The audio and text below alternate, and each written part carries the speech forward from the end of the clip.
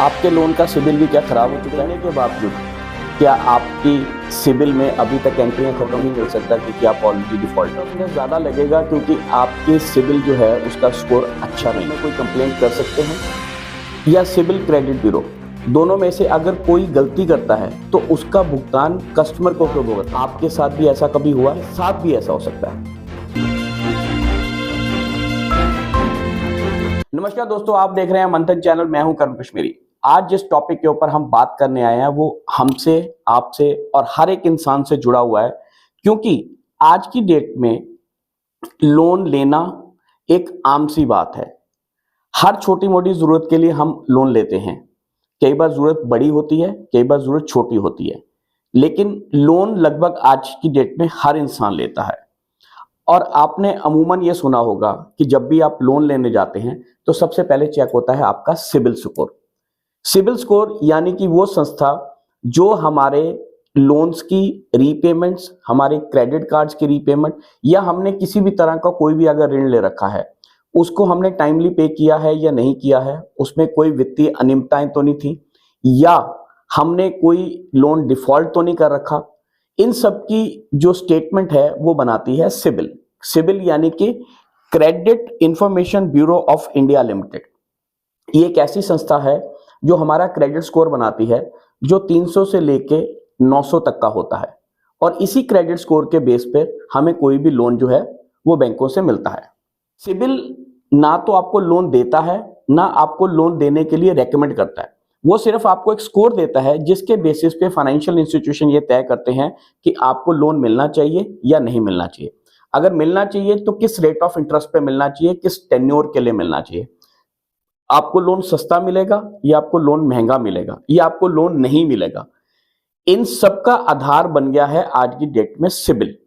और सिबिल ही एक ऐसा शस्त्र है जिसके द्वारा एक आम नागरिक के फाइनेंशियली क्रेडिट की जो उसकी क्षमता है या उसकी जो देनदारी है उसको कत्ल किया जा रहा है।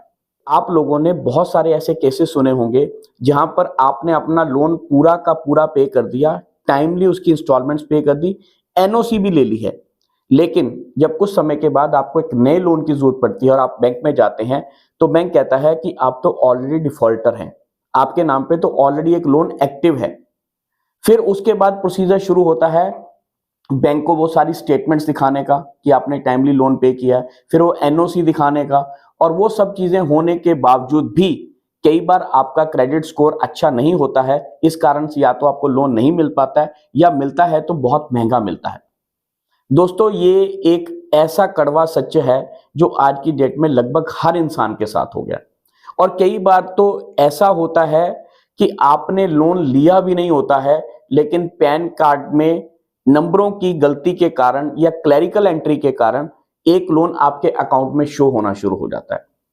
तो इस तरह की बहुत सारी अनियमितताएं हैं, बहुत सारी गड़बड़ियां हैं जो सिबिल के सिस्टम में हैं।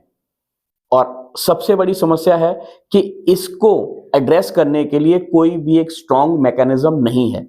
आपके पास आज भी सिर्फ एक ही सहूलत है कि आप क्रेडिट ब्यूरो में एक मेल डालेंगे, मेल डालकर आप अपनी एंट्रीज बताएंगे और उसके बेसिस पे वो फिर बैंक को लिखेंगे।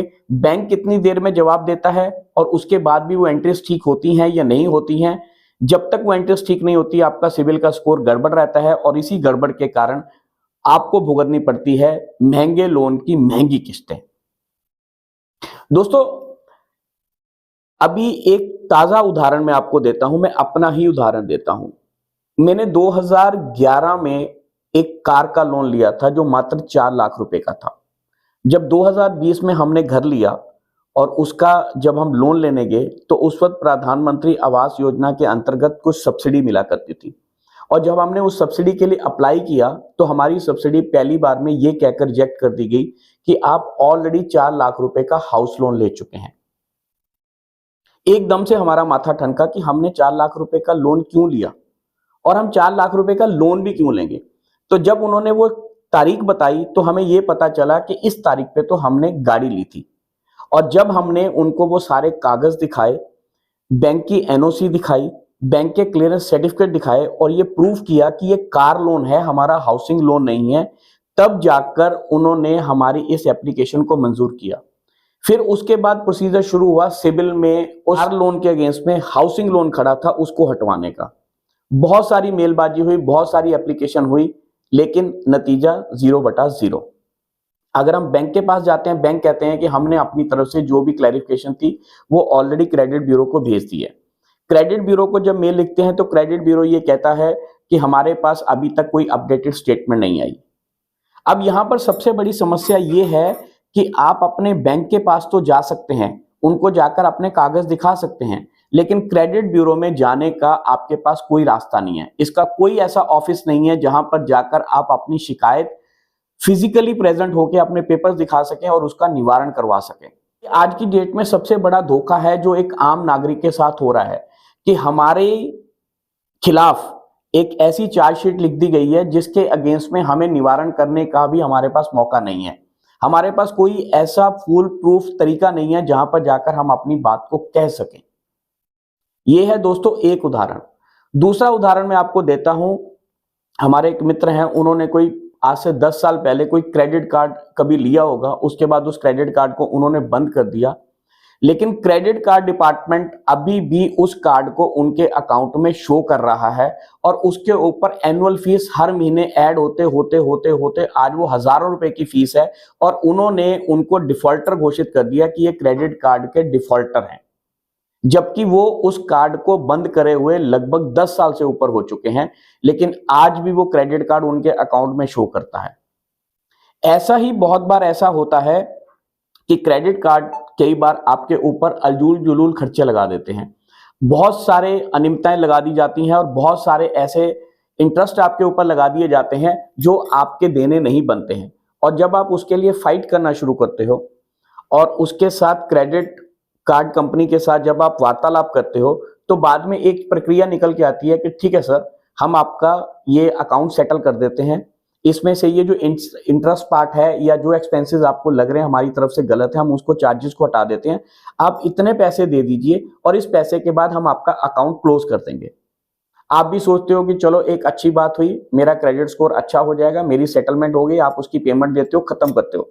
लेकिन यहां पर सबसे बड़ा जो लोच है, जो सबसे बड़ा कैच है या सबसे बड़ी जो गड़बड़ी है वो ये की जाती है कि वो कहीं पर भी ये नहीं शो करते कि उन्होंने ये इंटरेस्ट या जो ये चार्जेस है ये आपके माफ किए हैं और उसके बाद आपका अकाउंट क्लियर किया है।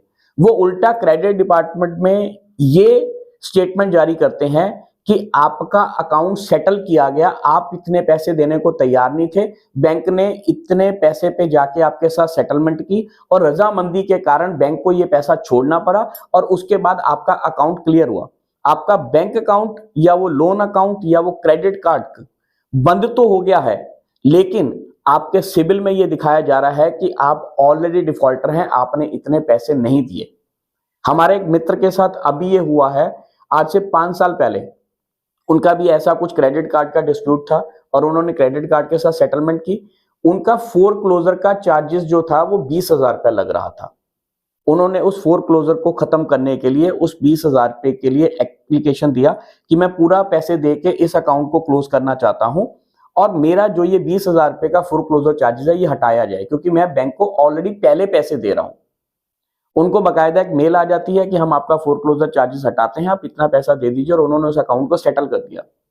आज 4 साल के बाद उन्होंने एक नए लोन के लिए अप्लाई किया तो उनको पता चला कि वो जो 20,000 रुपए का उनको डिस्काउंट कहकर उनका अकाउंट बंद किया गया था, वो अभी भी उनके अकाउंट में एज ए चार्जेस खड़ा है, एज ए डिफॉल्टर।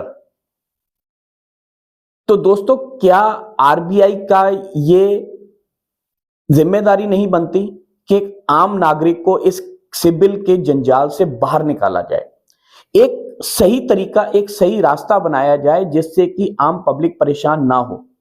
बहुत सारे लोगों को हमने ऐसा कहते हुए सुना है कि उन्होंने अपना लोन 4 साल पहले बंद कर दिया था, लेकिन 4 साल बंद करने के बाद भी आज भी सिबिल में उनका अकाउंट एक्टिव शो करता है। मैं दोस्तों दावे के साथ ये बात कहता हूं कि अगर आपने भी कभी कोई छोटा मोटा लोन लिया होगा, आपने भी कभी कोई क्रेडिट कार्ड बंद किया होगा या आपने कोई पर्सनल लोन लिया होगा, अगर आज आप अपनी सिबिल जाकर निकालेंगे तो आपके सिविल स्टेटमेंट में भी कम से कम 2 या 3 ऐसे अकाउंट आज भी एक्टिव शो हो रहे होंगे जिनको बंद किए आपको बरसों हो चुके हैं। सिविल जो बनाया गया है, ये बनाया तो गया था आम जन की सुविधा के लिए, ताकि बैंकों को, हर बैंक को लेटर डाल के या लोन्स की वेरिफिकेशन करने के लिए जगह जगह ना जाना पड़े, एक ही जगह से पता चल जाए कि एक इंसान ने कितने लोन लिए हैं, कितना टाइमली पे किया है, उसमें क्या डिफॉल्ट है। लेकिन आज की डेट में ना तो बैंक्स टाइमली रिपोर्टिंग करते हैं, ना सिविल उसको प्रॉपर्ली एंटर करता है, और ये क्लरिकल एंट्रीज की गलती के कारण एक आम इंसान को अपना गलत क्रेडिट स्कोर के कारण शर्मिंदा भी होना पड़ता है, और उसको लोन भी नहीं मिलता, और अगर मिलता है तो एक ऊंचे रेट ऑफ इंटरेस्ट के ऊपर मिलता है। इसमें गलती किसकी है? अगर बैंक से पूछा जाए, बैंक कहता है कि हमने अपनी तरफ से जो रिप्लाई आया था वो दे दिया। सिविल वाले ये कहते हैं कि हमारे पास जो स्टेटमेंट आई थी हमने वही एंटर की है। तो इन दोनों की गलती का भुगतान जो है वो आम जन भुगतता है, और आम जन की सुनवाई आज की तारीख में कहीं पर भी नहीं है। अब मैं आपको एक रोचक किस्सा और सुनाता हूं। आज की डेट में अगर आप कोई भी छोटा मोटा लोन अप्लाई करते हैं, कोई कार लोन लेते हैं या कोई बाइक लोन लेते हैं या कुछ भी आप लेते हैं, तो उसके साथ में बैंक आपको बिना मांगे एक क्रेडिट कार्ड थमा देता है, जो आपको पता भी नहीं होता। आपके एप्लीकेशन फॉर्म में आपसे साइन करा लिया जाता है। लोन के बाद 15 दिन के बाद आपको पता चलता है कि आपके नाम पे क्रेडिट कार्ड इशू हो गया है। कुछ लोग उस क्रेडिट कार्ड को एक्टिव कर लेते हैं कि चलो आया है तो हम इसको यूटिलाइज कर लेते हैं। कुछ लोगों को ये नहीं पता होता है कि अगर आपने उस क्रेडिट कार्ड को एक्टिव नहीं करना है तो बैंक में जाके उसको प्लीज सरेंडर कर दीजिए, ताकि आपका क्रेडिट कार्ड आपके सिबिल में से हट जाए। कुछ भोले वाले लोगों को इसका नहीं पता होता, तो वो आते हैं क्रेडिट कार्ड को एटीएम समझ के अपने घर में रखा छोड़ देते हैं और वो उसको यूटिलाइज भी नहीं करते। अब खेल तब शुरू होता है क्योंकि क्रेडिट कार्ड्स के साथ नॉर्मली होता है कि एक लिमिट अमाउंट आपको स्पेंड करनी होती है। अगर आप वो नहीं करते हैं तो आपको एनुअल चार्जेस लगते हैं। अब 1 साल के बाद उनको पता चलता है कि उनके ऊपर एनुअल चार्जेस का बिल क्रिएट हो गया, जबकि वो कार्ड वो यूटिलाइज ही नहीं कर रहे। अगर वो उसके लिए एप्लीकेशन देते हैं तो बैंक ये कहता है कि अगर आपने क्रेडिट कार्ड नहीं यूज करना था तो आपको वापस करना चाहिए था। अब अगर जो चीज मैंने इस्तेमाल नहीं की है, मुझे को उसके चार्जेस देने पड़ेंगे। अगर मैं चार्जेस नहीं देता हूं तो मेरे सिबिल में वो डिफॉल्ट शो होता है, और अगर मैं पे करता हूं तो मेरे को ये लगता है कि एक चीज जो मैंने मांगी नहीं मेरे को जबरदस्ती दे देगी, और उसके ऊपर मेरे को जबरदस्ती के चार्जेस भी देने पड़े। पहली बात तो ये है कि जब मेरे को क्रेडिट कार्ड चाहिए ही नहीं तो मेरे को जबरदस्ती दिया क्यों जा रहा है। और क्रेडिट कार्ड तो आज की डेट में मॉल्स में, दुकानों में, सड़कों में चलते हुए ऐसे बांट दिए जाते हैं जैसे इसकी कोई वैल्यू ही नहीं है। और जब आपको उसकी लत पड़ जाती है या जब आप उस क्रेडिट के सर्कल में घूमते हो तो उसके बाद जो रेट ऑफ इंटरेस्ट लगता है वो 36 से लेके 48% तक का लगता है। और उस चक्रव्यूह में आपको इतनी बुरी तरह से फंसा दिया जाता है, और जब आप उस चक्रव्यूह से बाहर निकलने की कोशिश करते हैं और आप और आपके क्रेडिट कार्ड के साथ जब आपका सेटलमेंट होता है, तो वो सेटलमेंट के बाद वो आपके सिबिल में इतना बड़ा रोड़े की तरह खड़ा हो जाता है कि आप कितने लोगों को उसकी सफाई देते फिरोगे कि आपने ये पैसा इस्तेमाल नहीं किया है, या इस पैसे के ऊपर आपको नाजायज ब्याज लगाया गया है, लेकिन उसकी सुनवाई करें तो कहां पे करें। अब एक मजेदार किस्सा और सुनाता हूं आपको। अमूमन हम आज की डेट में कोई भी लोन लेते हैं तो आपसे, आपकी चाहते या ना चाहते हो, आपको ईसीएस लगाने के लिए कहा जाता है। ईसीएस का मतलब इक्वेटेड मंथली इंस्टॉलमेंट, जो आपके अकाउंट में से कटेगी। अब अगर कोई लंबा लोन है, मान लीजिए आपने हाउसिंग लोन ले रखा है और वो 10 या 15 साल चलेगा, 5 साल के बाद आपके अपने बैंक से ट्रांजैक्शंस को लेके या कोई मिनिमम बैलेंस चार्जेस को लेके आप किसी कारण से उस बैंक को बंद करना चाहते हैं और नया बैंक अकाउंट खोलते हैं। अब आप अपने उस लोन बैंकर को ये कहते हैं कि मेरा बैंक अकाउंट का ईसीएस इस बैंक से हटा के इस बैंक में लगा दिया जाए, क्योंकि मैं इस अकाउंट को ऑपरेट नहीं करता हूं। आपने एप्लीकेशन दे दी, आपके पास कंफर्मेशन आ गया कि आपका ईसीएस अगले महीने से अब नए वाले बैंक से लगेगा। और कई बार नहीं, बहुत बार ऐसा होता है कि आपका पुराना ईसीएस भी बंद नहीं किया जाता और आपका नया ईसीएस भी चालू हो जाता है। आप ये सोचकर कि आपने ईसीएस चेंज कर दिया है, पुराने वाले बैंक अकाउंट को बंद कर देते हो और नए वाले अकाउंट में से आपकी ईसीएस चालू कर देते हो। अब होता क्या है, सपोज करिए आपकी डेट है 10 तारीख की बैंक में ईसीएस लगने की, तो 10 तारीख को ईसीएस आपके दोनों बैंक्स के अकाउंट में रिफ्लेक्ट करता है। एक में जिसमें पैसे पड़े हैं, जिसमें आपने पेमेंट देनी है, वो ईसीएस निकल जाता है, और दूसरा क्योंकि बैंक आप बंद कर चुके हो तो इसलिए वो आपकी ईसीएस हो जाती है बाउंस। तो बाउंस होने के बाद आपके ऊपर लगते हैं बाउंस के चार्जेस, और उसके बाद आपके सिबिल में चढ़ता है कि आपने अपनी लोन की रीपेमेंट है जो वो टाइम पे नहीं की। ऐसा 1, 2 या 3 बार किया जाता है, उसके बाद इसको सिबिल में as a defaulter account show कर दिया जाता है। अगर तो आप समझदार हैं और अगर आप टाइमली उसके ऊपर एक्शन ले लेते हैं, क्योंकि कई बार क्या होता है कि इसकी एसएमएस या मेल्स आती हैं और आप उसको कई बार इग्नोर कर देते हो, और वो इग्नोरेंस आपको इतनी भारी पड़ती है कि आपका पूरा का पूरा क्रेडिट स्कोर ही खराब हो जाता है। एक और मैं आपको मजेदार किस्सा सुनाता हूं। हमारे एक मित्र हैं, उन्होंने फैक्ट्री के लिए कोई लोन लिया था, मशीनरी का लोन उन्होंने पे कर दिया। पे करने के बाद उसका सेटलमेंट हो गया, एनओसी आ गई, सब कुछ आ गया, लेकिन बैंक ने उसकी रिपोर्टिंग जो है वो टाइमली नहीं करी, जिस कारण से उनका सिबिल में वो अभी भी लोन जो है वो खड़ा है। और अब उनको अपने बच्चों को फॉरेन पढ़ने के लिए भेजना है, और जब वो एजुकेशन लोन के लिए अप्लाई कर रहे हैं तो उसमें ये आ रहा है कि आपका ऑलरेडी मशीनरी का लोन वहां पे खड़ा है। अब वो क्या करें? अब वो जाएंगे अपने बैंक के पास, बैंक कहेगा कि हमने ऑलरेडी आपको एनओसी दे दी है, हमने ऑलरेडी क्रेडिट डिपार्टमेंट को ये लिख के दे दिया हुआ है कि आपका लोन बंद हो चुका है, लेकिन उन्होंने ये चेंज नहीं किया, उसमें हमारी गलती नहीं है। अब शुरू होगी मेलबाजी। और दोस्तों, महीना, 2 महीना, कई बार 6-6 महीने आप कॉरेस्पॉन्डेंस करते रह जाते हो, लेकिन आपके सिबिल में से उसको नहीं हटाया जाता, उसकी करेक्शन नहीं की जा सकती। तो ये एक ऐसा गंभीर मुद्दा है जिसके अंदर आज की डेट में हम सब लोग फंस के रह गए हैं।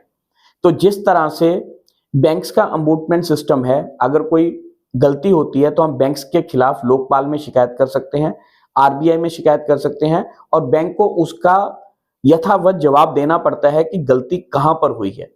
इसी तरह से हम चाहते हैं कि सिबिल के ऊपर भी ये लगाम कसी जाए, उनका भी एक प्रॉपर ऑफिस लगभग हर एक बड़े शहर में होना चाहिए, ताकि वहां पर जाकर उसकी प्रॉपरली आप अपनी रिप्रेजेंटेशन दे पाएं और सिबिल में से आपकी जो भी गलतियां, आप उन गलतियों को हटवा पाएं।